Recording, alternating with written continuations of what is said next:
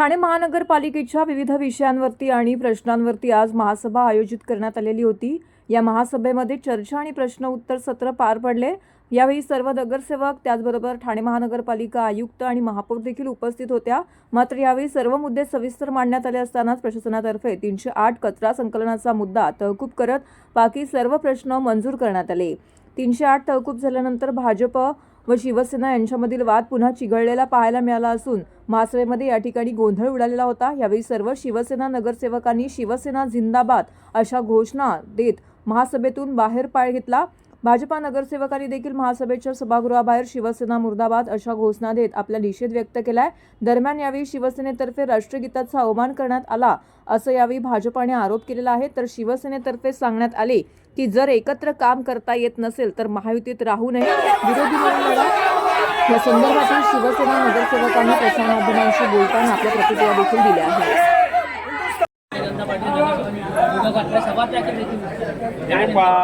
नेहमीप्रमाणे ठाणे महापालिकेमध्ये ज्या वेळेला महासभा होता त्यावेळेला माननीय महापौर आणि सर्वपक्षीय गटनेते महासभेच्या अगोदर एकत्र बसतात आणि महासभेला कोणत्या विषयावर कशी चर्चा करायची या संदर्भात संपूर्ण चर्चा होते, निर्णय होतो आणि त्यानंतर सभागृह या ठिकाणी चालतो।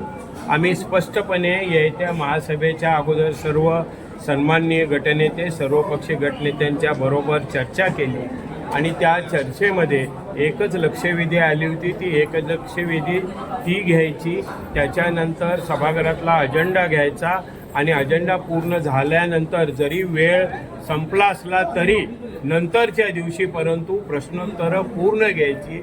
सभागृहामध्ये अजेंडावर जे विषय असतील त्याच्यावर सविस्तर चर्चा करायची, अशा प्रकारचा निर्णय झालेला असताना आज या ठिकाणी मुद्दाम होऊन या सभेमध्ये प्रत्येक विषयावर चर्चा होऊ नये एवढंच एक डोळ्यासमोर ठेवून मुद्दाम होऊन त्या ठिकाणी गोंधळ घालण्याचा प्रयत्न केला।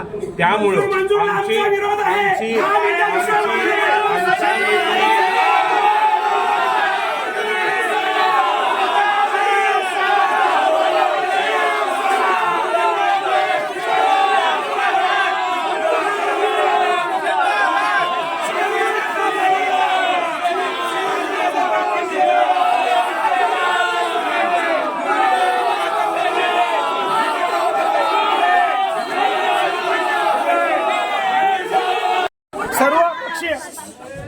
सर्वपक्षीय गटनेते, विरोधी पक्षनेता आणि महापौर उपमहापौरच्या दालनात महासभा होण्याच्या आधी 2 दिवस मीटिंग झाली।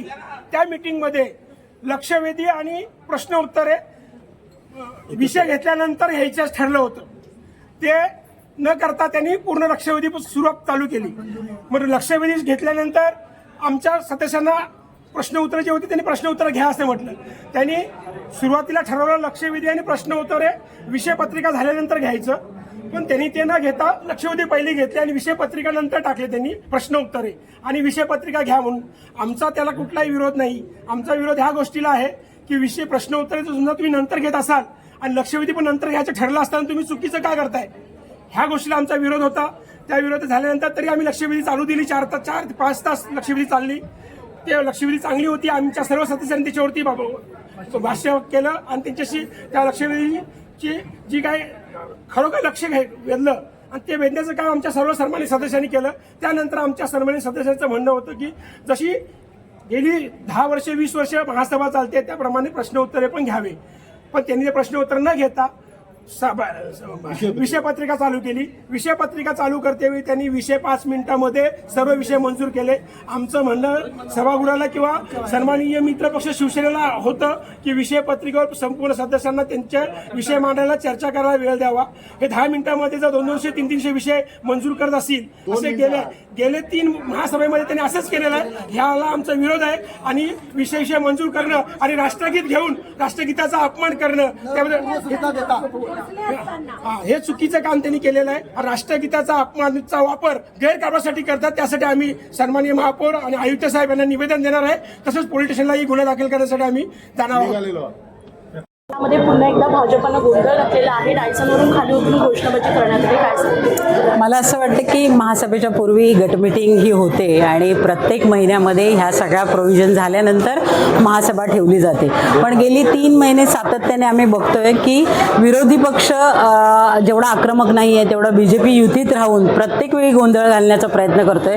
मला त्यांची मानसिकता कळलेली नाही आणि आज मला बाहेर आल्यानंतर कळलं की त्यांनी शिवसेना मुर्दाबाद ह्या घोषणा केलेल्या आहेत. तर खरं तर युती धर्म फक्त आम्हीच पाळायचा आणि त्यांनी पाळायचा नाही असं जर ठरवलं असेल तर मला असं वाटतं त्यांनी आमच्या सत्तेतनं बाहेर पडणं योग्य असेल माझ्यासाठी तरी.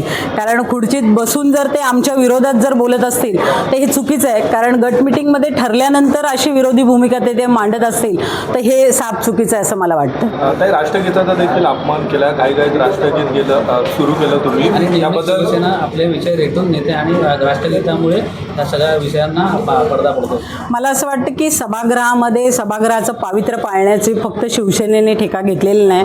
त्याच्याबरोबर सभागृहात जेवढे नगरसेवक आहे सर्व पक्ष आहे त्यांनी देखील तेवढी सभागृहाची सभ्यता पाळली पाहिजे.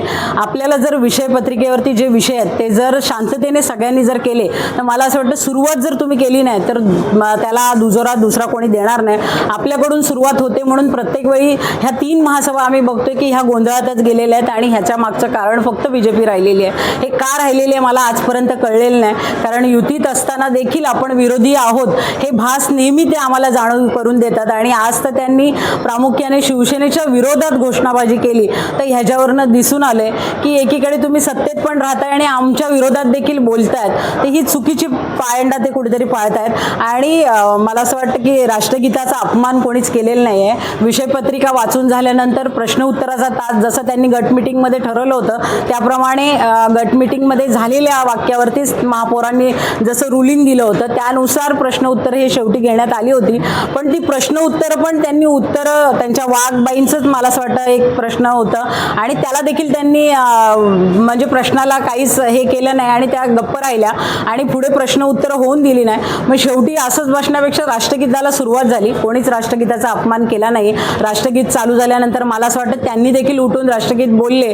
हे सगळं झाल्यानंतर जर ह्याचा अवमान झाला म्हणून ते जर बोलत असतील तर मला असं वाटतं हे चुकीचं आहे. कडे सांगायची गोष्ट नाही. ह्या सगळ्या गोष्टी पक्षश्रेष्ठींपर्यंत पोहोचतात. पण मला असं वाटतं पक्षाची निष्ठा म्हणून आम्ही जर काम करतोय आणि युती धर्म जर आम्हाला पाळायला शिकवलाय तर त्यांच्या पण नेत्यांनी त्यांना त्या सगळ्या गोष्टींची सूचना दिली पाहिजे. नाहीतर सरळरित्या मला असं वाटतं विरोधी बाकावर बसणं त्यांच्यासाठी योग्य असेल. ओके.